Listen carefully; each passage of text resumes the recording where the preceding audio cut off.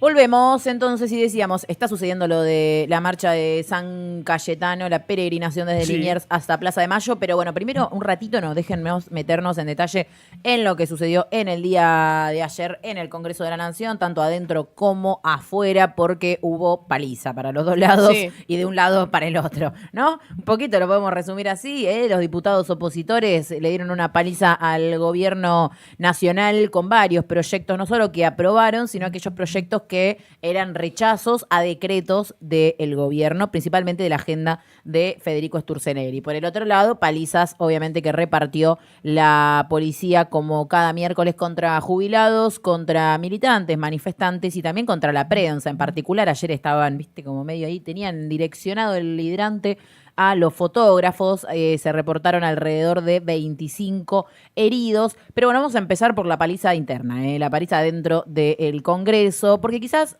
muchos habrán enterado ya, la noticia es que la Cámara de Diputados obtuvo media sanción para el aumento del financiamiento universitario y la recomposición del salario docente, también para becas. Esto es importante señalarlo, que este proyecto de ley de financiamiento universitario, a diferencia del año pasado, que después el gobierno vetó, este también incluía el reclamo de los sectores estudiantiles. Atiende esta media sanción también a, tener en cuenta la situación salarial de los docentes, de los no docentes, de la estructura universitaria en general, pero también de los estudiantes, claro, ¿no? Porque con obviamente el incremento de los transportes, con el incremento de los alquileres. Y las becas totalmente frenadas, el progresar totalmente estancado, cada vez menos personas lo reciben. Y recordemos que, por ejemplo, en las universidades de la provincia de Buenos Aires está el derecho a el boleto estudiantil, pero es una ley provincial. Sí. Por ejemplo, las personas que viven en la ciudad autónoma de Buenos Aires no tienen ese derecho, y cuántos son, ¿no? Miles los que están en la UBA, y ni hablar, en otras provincias, que igual varias provincias tienen esta ley, por eso destacó la ciudad autónoma,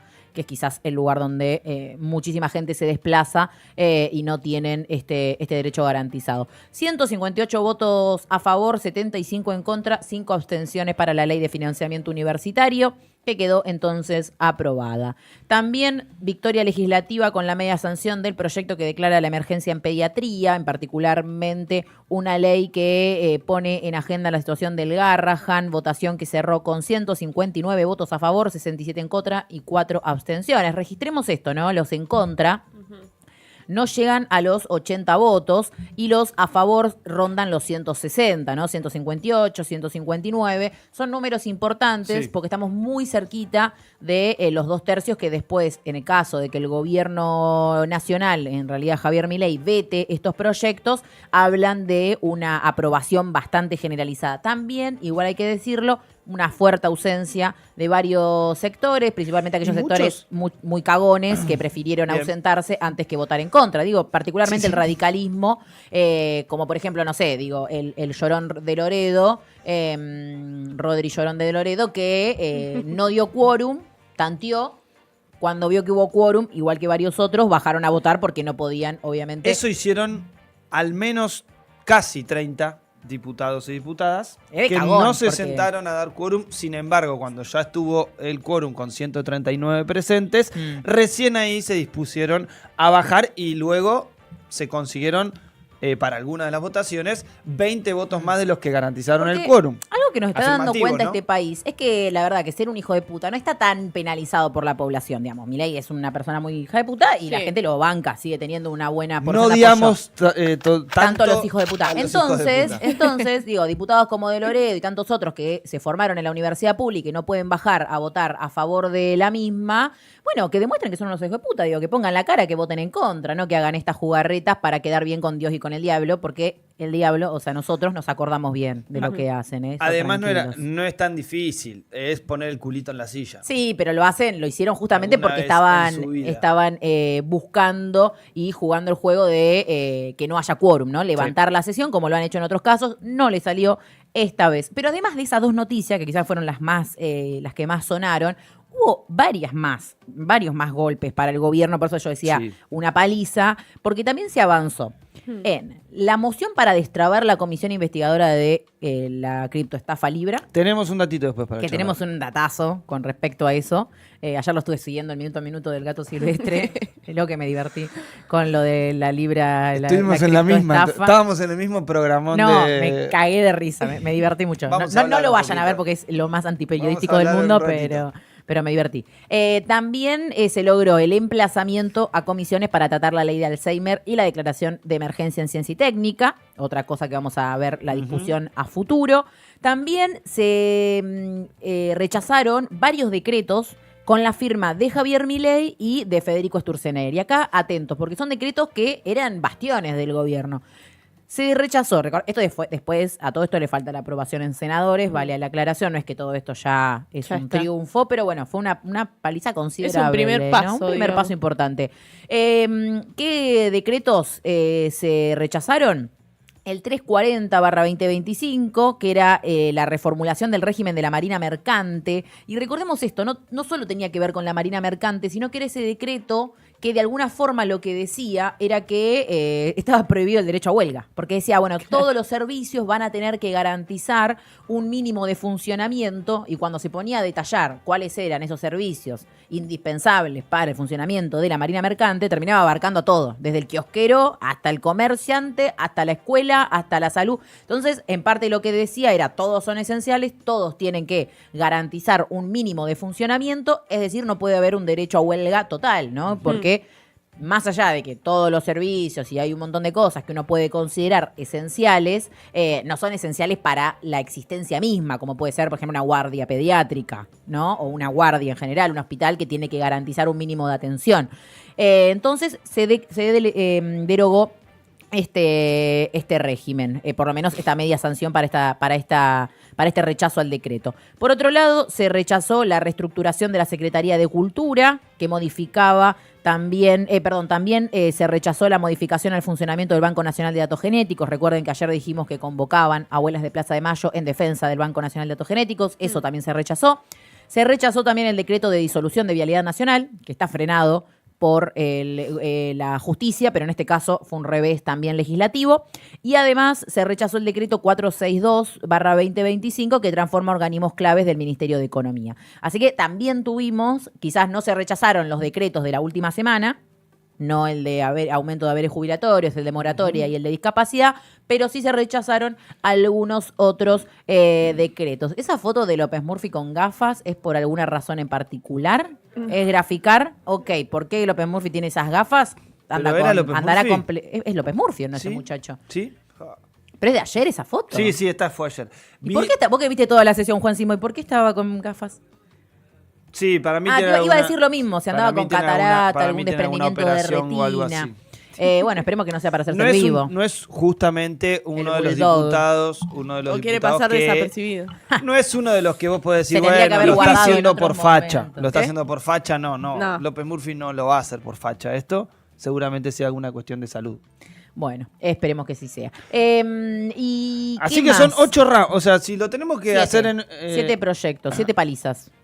7, pensé que habían sido 8 votaciones. No, porque sí, seguro estabas escuchando a Arili Jalad que decía que eran 8, pero la octava que él nombraba es haber conseguido quórum, que yo no la considero, es una paliza. Así que son 7 rounds. Son 7 cositas que ahora tienen que pasar, tienen que pasar a la Cámara de Senadores. Lo que sí no se consiguió fue rechazar el veto de la emergencia en Bahía Blanca. Recordemos que iban a insistir los diputados en la emergencia en Bahía Blanca. ¿No consiguieron rechazarlo? No, esto no se consiguió, pero porque no se votó directamente. ¿Por qué? Porque Silvana Giudici, la diputada del PRO, propuso retirar esa discusión con una moción pedida y, bueno, quedó ahí, digamos, no se trató, no se rechazó ni se aprobó, digamos, quedó ahí. De esta forma, entonces... y recordemos que aparte la emergencia en Bahía Blanca ya tiene el rechazo al veto de la emergencia en Bahía Blanca ya lo dio el Senado. Perdón, me mezclo un poquito porque ya que uno dio que el otro no. Eso sí, así que faltaría la de diputados nada más. Bueno, a todo esto parece que, ahora como estamos en elecciones legislativas, le están dando tarea a la Cámara de Diputados. ¿Qué dice bien. ahí? Paliza, que ¿lo puedo leer en voz alta o me la mando? Sí. Juan Simoy, paliza, que el Jabo comienza a meterse los DNU en el orto. ¡Epa! Mirá la hora, pará. Mirá la hora. 12:40 de la mañana. Juan Simoy desacatado anoche mirando la sesión completa. A esa hora cerró la sesión, ¿no? Arrancó a las 12 del mediodía, más o menos, 12 horitas de maratón. Así Listo, yo ahora que Juan Simoy es el encargado de mirar las sesiones completas, ¿Te relajas? Ya no lo hago más. Ya sabes. Yo desde que gobierna Milei igual no lo hago, porque no soporto a los... ¿Por qué te ponemos? Es muy temprano para ponernos. Yo soy de gimnasia, loco, más respeto. Claro. ¿No hay otro 7-0? ¿No le hicimos 7-0 a Brasil una vez? No, Perú, no, mentira. A nosotros. ¿Nunca hicimos 7-0 a Brasil? No, creo que Perú ganó 6-0, nos ganó. 7-1 perdió con Alemania. Bueno, casi. No podía venir 6-0 perdimos con Bolivia. Con Bolivia. Bueno. Digno. Bueno, como decía, varias cosas que pasan a comisión. Respecto a los gobernadores, alguien dice, ¿y Delfina, qué pasó con lo que querían los gobernadores? Bueno, les cuento que eso va a pasar a comisión. Efectivamente, se emplazaron esos proyectos de los gobernadores por la coparticipación y por varios impuestos, el impuesto a los combustibles, por ejemplo, que los gobernadores están pidiendo que les venga ese dinero que les corresponde a través de un proyecto en este caso. Bueno, ahora lo que se logró es que pasen a comisión de presupuesto, la preside Josecito Luis Espert, y se van a discutir ahí el 13 de agosto, o sea, la semana que viene. Va a estar agitada, lo interior de la Cámara de Diputados. Lo que pone en agenda también es que es importante ir a votar yo sé que es bastante de pesada decir esto y nadie tiene muchas ganas ni de ir ni de decir esto, pero es importante ir a votar, en octubre, en septiembre también, porque el Poder Legislativo, venimos viendo que no es el palo en la rueda del gobierno nacional, pero le puede dar unas lindas palizas que al fin y al cabo pueden ser una victoria para el pueblo argentino. Así que a votar este año legislativo. Afuera del Congreso, que también hay que estar, hubo una fuerte represión, manifestantes y periodistas heridos, como decíamos, ahí vemos algunas de las imágenes. Principalmente, bueno, vos, Fran, estuviste ahí, nos podrás contar mejor, pero sí. El hidrante contra la prensa directo, ¿no? Sí, a ver, la verdad que lo de ayer fue bastante extraño. Nosotros comúnmente tratamos de hacer algún tipo de análisis alrededor de cómo se dio el operativo policial en este caso. La fuerza que intervino, como viene siendo últimamente, es la policía de la ciudad. Bueno, vemos concretamente el movimiento de la infantería, principalmente muy enconada contra la prensa. Como vemos, los principales gaseados son personal de prensa, no solamente de medios locales, sino también de medios internacionales. Allí estamos viendo una de las inmediaciones del Congreso, ya que un grupo de jubilados salió desconcentrando de la Plaza de los Congresos hacia una calle lateral y fue una encerrona de nuevo hacia el Congreso. ¿Cuál es el operativo de seguridad para que lo tengamos en la cabeza? El vallado ese que ya hemos mostrado en imágenes en otras oportunidades, un vallado total alrededor del Congreso, con 2 diagonales que van desde la Plaza de los Congresos hacia lo que podríamos decir las esquinas de calle Entre Ríos, ¿sí? Tanto por Irigoyen como por Rivadavia, y permitiendo solamente el tránsito en sentido por Entre Ríos, retomando por Irigoyen en sentido hacia la 9 de Julio, y de Avenida Rivadavia doblando al sentido hacia Callao. Con lo cual, y un cordón, esto fuerzas federales, ¿no? Y un cordón policial en Avenida de Mayo, que cuando decimos policial no hacemos referencia a la policía de la ciudad, que hace como un cerrojo para que los manifestantes no puedan salir de la plaza de los 2 congresos. Entonces, en este caso, lo que hay parece como un juego de chicos, ¿no? La plaza enrejada. Bueno, esto es más o menos así, con lo cual la policía lo que evita de esta manera es que los manifestantes no puedan acceder a otros rincones de la ciudad. Obviamente gas de mano, como se viene utilizando todos los miércoles. También lanzaron algunas de las municiones que mostrábamos la otra vez nuevamente. Exactamente. Impactante el video que subieron los compañeros de ACBI del policía diciendo Qué rico olor, no sé si lo vieron. Sí, está puesto ahí en el drive. Se lo puse es a Mati terrible. porque también es tremendo. Sí. La violencia no solamente que ejercen... Lo disfrutan. Sí, este es un colega que se desmayó, muy cerca nuestro, producto obviamente del gas. Empezó a sentir un nivel de insuficiencia para respirar y tuvo una especie de desmayo en el lugar. Fue atendido rápidamente mientras los efectivos de la policía intentaban avanzar con sus motos, con la presencia de la motorizada, de la policía de la ciudad y obviamente un grupo de infantería que apareció corriendo en resguardo y sobre todo garantizando el repliegue de esta porción, si se quiere, de la concentración que hubo, de nuevo hacia el Congreso, hacia la Plaza Congreso. Ahí vamos a ver la frase esta que hacemos referencia. Qué hermoso. Qué hermoso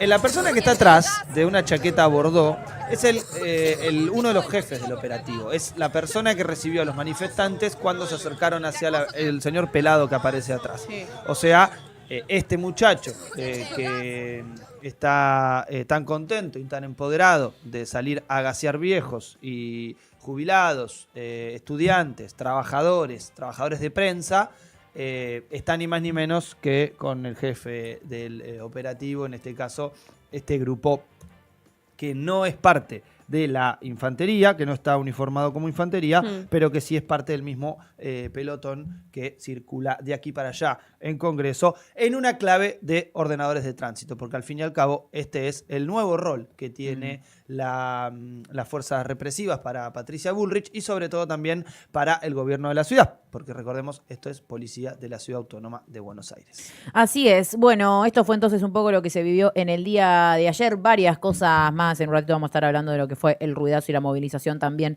del INTI, que estuvieron marchando al Congreso, donde confluyeron, como decíamos, varias luchas. Pero antes nos vamos a meter con Male, ya que hablábamos de cosas que no debería hacer la federal y que la ministra Patricia Bullrich la envía a hacer. Vamos a hablar un poco de lo que fue en el día de ayer esta intromisión de la Policía Federal en territorio provincial. JF, perdón. La comunidad de Male.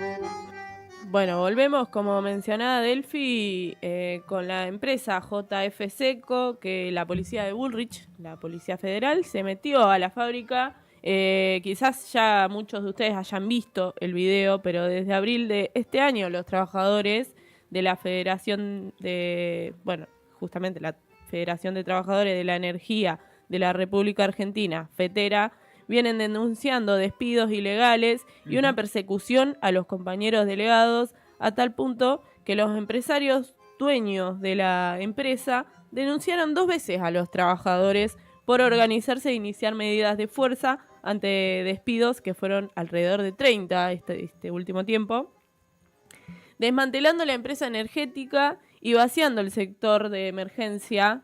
Lo más alevoso es que en esa misma fecha, a principios de julio, pusieron en pie un parque solar en Rosario y construyó naves industriales, una inversión millonaria, ¿no? Porque para hacer esa semejante despliegue, y así que evidentemente no es que no hay plata, ¿no?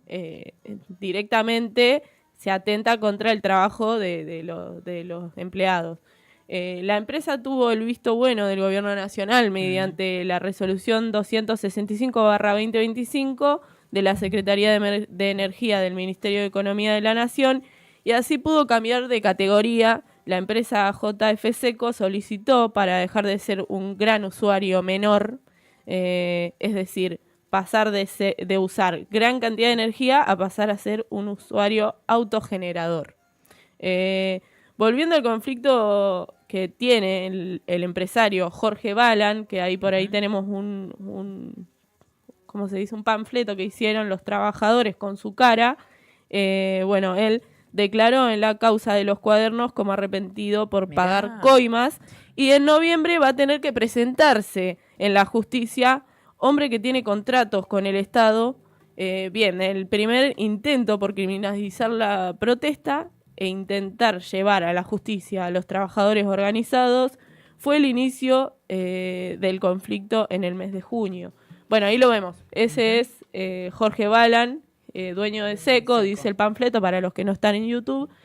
Acusado de coimero en las causas Cuadernos, despide trabajadores impunemente, ¿no? Mira. Y aparte quiere usar el aparato judicial para perseguirlos y hostigarlos. Sí, acá una aclaración que capaz parece una boludez, pero esta empresa Seco no es Seco la de las bebidas, no. ¿Viste? Porque capaz uno se confunde. No, es de energía.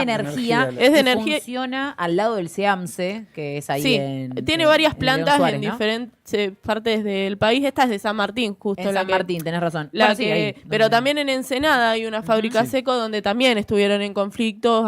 Esto empezó a principios de abril en todas las fábricas que tiene JF Seco. Pero escuchaba ayer, lo destacaba, porque la escuchaba ayer a Miriam Bregman, que decía que más allá, digamos, de todo lo que implica... a ellos los denunciaron, a los de San Martín fue a los que puntualmente denunciaron. Pero también aclaraba la cuestión de lo peligroso también de que la policía se haya metido así sin más, como si no se tratara de un lugar, digamos, de alto riesgo, de un lugar donde se produce energía. Donde están trabajando, ¿no? Justamente. Ahí vemos, es tremendo las imágenes. Cagando a palo, básicamente un trabajador en su lugar de trabajo, adentro del predio.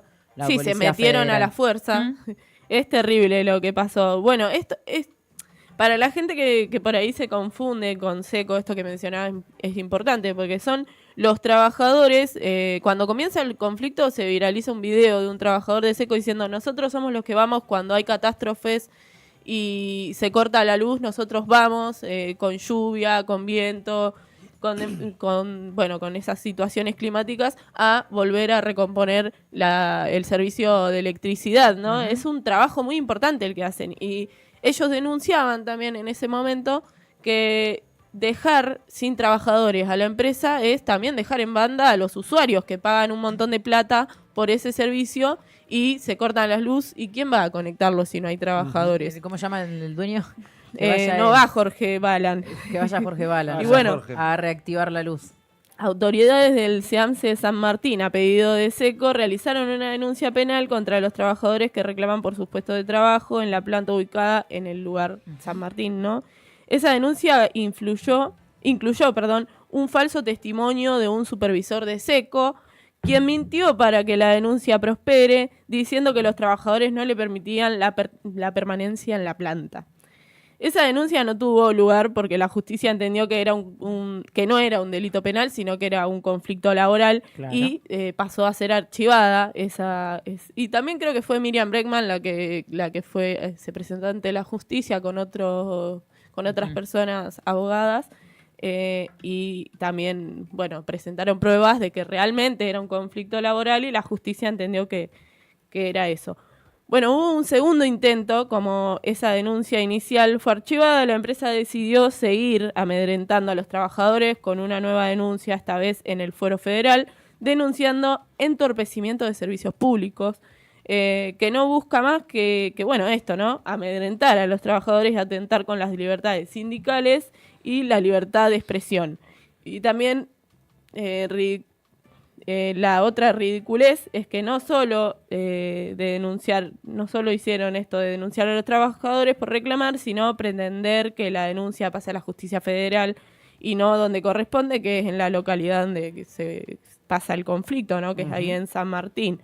Bueno, tenemos el audio de un trabajador de Seco, Juan, que no nos dio el apellido, pero igualmente lo vamos a pasar. Bueno, te cuento, sí, efectivamente la empresa nos denunció penalmente, no me acuerdo la carátula, pero nos denunció penalmente, creo que por usurpación o algo de eso de la central, cuando la realidad es que nosotros estábamos llevando adelante un paro, una actividad sindical, donde era una protesta por la recuperación de los puestos de trabajo que nosotros consideramos que son despidos discriminatorios, arbitrarios y totalmente persecutorios, porque los despedidos somos todos los afiliados a la agrupación de trabajadores de energía móvil. Entonces, por eso sabemos que es discriminatorio y persecutorio. Bueno, ahí lo escuchábamos a Juan, que mencionaba esto que pasó. Esto charlamos con él ayer mientras los compañeros de él estaban detenidos. Al que vimos en el suelo se llama Héctor Santillana, o Santillán, no recuerdo bien, creo que lo escribí mal, es Héctor Santillán. Después también estuvo Antonio Samaniego, que es un trabajador que se subió a la torre, ¿no? Sí. Y se puso una soga al cuello. Mati, si tenés el video por ahí, lo escuchamos a Antonio Samaniego. El otro, por favor. Ese. Acá estoy dentro del predio del SEAMSE, subido a una de las torres donde se hace la limpieza de ceniza de la planta de biogás acá San Martín. La Policía Federal está ingresando a reprimir dentro de la central a los trabajadores que están en conflicto por reincorporación de los puestos de trabajo. Hoy la policía, el gobierno, nos lleva a esta instancia por pelear por nuestros puestos de trabajo. Tremendo. Bueno, ahí lo veíamos terrible al punto que llevan a los trabajadores, ¿no? Porque este hombre se puso una soga al cuello porque está por perder su trabajo, que quizás de muchos años, no sabemos puntualmente el caso personal de cada uno, pero en estos tiempos donde es muy difícil conseguir trabajo, quedarte sin tu único ingreso es muy triste y lamentable. Llega a suicidarse gente, pasan muchas cosas horribles. Todo por no solo por el accionar de los empresarios, sino también por el aval del gobierno nacional y de la Policía Federal, que también hubo otro compañero, Otazo Ezequiel, que se subió a un generador de luz y la Policía Federal cortó la luz porque era peligroso. Él amenazaba con tirarse. Y bueno, y estos tres trabajadores, Héctor Santillán, Antonio Samaniego y Otazo Ezequiel, fueron los que fueron detenidos. Ajá. Los llevaron a la fiscalía, pero por suerte ayer los liberaron. Tenemos el link de Instagram, si lo tenés por ahí. Ahí está, ahí están saliendo los trabajadores que habían sido detenidos.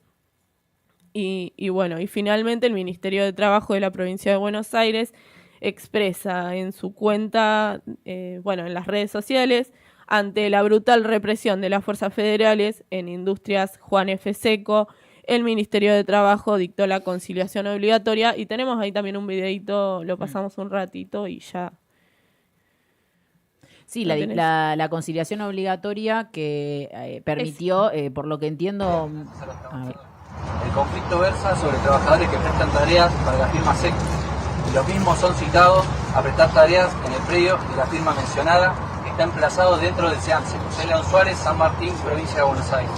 Por lo expuesto, y ante la gravedad de los hechos, se solicita el dictado de conciliación obligatoria y que se retrotraigan las acciones al inicio del conflicto que ha comenzado. Bueno, ahí vemos que finalmente se dictó la conciliación obligatoria. Y eso es importante, ¿no? Es retrotraer la situación del conflicto a previo a los despidos. Es decir, se debe incorporar la empresa a los 30 trabajadores despedidos y dar marcha atrás también con, estos cambios internos que venía haciendo para, habilitarse y permitirse más fácilmente el despido de otros trabajadores. Sí, igualmente sabemos que muchas veces es como una instancia que se hace, es como una herramienta más también, no es por desmerecer, ¿no? La conciliación obligatoria es un paso muy importante, pero también es algo que usan como para calmar a los trabajadores. Sí, en este caso, pero en este caso me parece que le sirvió, es una medida mucho más en beneficio de los trabajadores, teniendo en cuenta que los que no quieren reincorporarlos van a tener que hacerlo. El tema es que lo que tiene la conciliación obligatoria, que siempre lo criticamos del gobierno nacional, 15 días tiene la conciliación obligatoria. Es que duran 15 días y en ese periodo, dentro de la conciliación, también obliga a generar una mesa de diálogo, ¿no? Que eso es lo que en general el gobierno nacional no realiza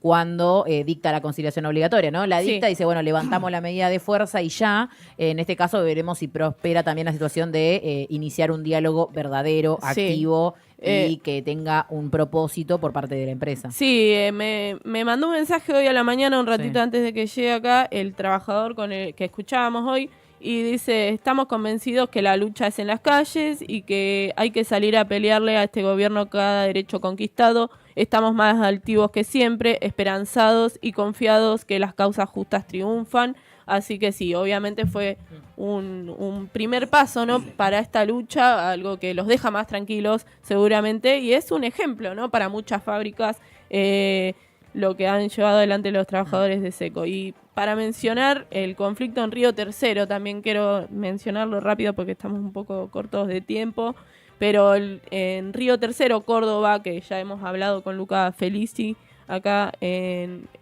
Será por las Malas. Y bueno, continúa este conflicto, ¿no? Porque sabíamos que al principio lo que había pasado es que habían despedido 124 trabajadores, más porque el año pasado ya habían despedido cientos de trabajadores. Lanzaron un comunicado que dice: compañeros y compañeras, en el marco de la situación vivida en el día de hoy de no pago del sueldo y en la decisión de las y los trabajadores de reclamar por el sustento de su familia, es que hace instantes se vivió una situación de tensión con la policía local, en principio bloqueando el portón a los trabajadores en plena conciliación obligatoria. Dicha situación derivó que el conjunto de trabajadores entramos en asamblea permanente informativa dentro de planta hasta en tanto el Ministerio de Trabajo del gobierno y el gobierno de Córdoba intervengan. Responsabilizamos a los gobiernos local, provincial y nacional de la seguridad de las y los trabajadores. Denunciamos que la empresa, en representación de sus gerentes, extorsionaron al sindicato a efectuar el 50% del salario a cambio de que desconociéramos la conciliación obligatoria y entregaríamos el futuro de los compañeros, tanto despedidos como dispensados. Este sindicato no va a permitir que nuestros salarios, las necesidades de nuestros hijos y el futuro de nuestra familia sean pisoteados por un par de empresarios que quieren llevar a la quiebra no solo a la fábrica, sino nuestras vidas y nuestras convicciones. Ni un paso atrás. Convocamos a todo el arco obrero y social de la provincia al portón de la petroquímica Río Tercero a luchar por los derechos, las conquistas y la dignidad de nuestra clase trabajadora. La industria se defiende, unidad de los trabajadores. Así finalizaba el comunicado y ahí vemos los compañeros en la fábrica. La tomaron, básicamente. Sí, ayer estuve hablando con Lucas, me dijo que todavía no se tomó la fábrica, pero que si sigue así la situación van a hacerlo. Bien, bueno, lo iremos siguiendo de cerca, como bien hacemos todos los días con Mali, siguiendo estos conflictos de la Argentina que deja, ¿no?, el gobierno nacional y poniendo en agenda la lucha de las y los trabajadores. Ahora hablamos un poquito de Río Tercero, antes de lo que sucedió ayer en la fábrica de, ¿cómo se llama? JF Seco. JF Seco, acá en la municipalidad, en el municipio de San Martín. Bueno, ahora vamos a seguir hablando un poquito de la otra cara de este ajuste, que es la lucha de los trabajadores, así que vamos y volvemos. Si lo entienden por las buenas, me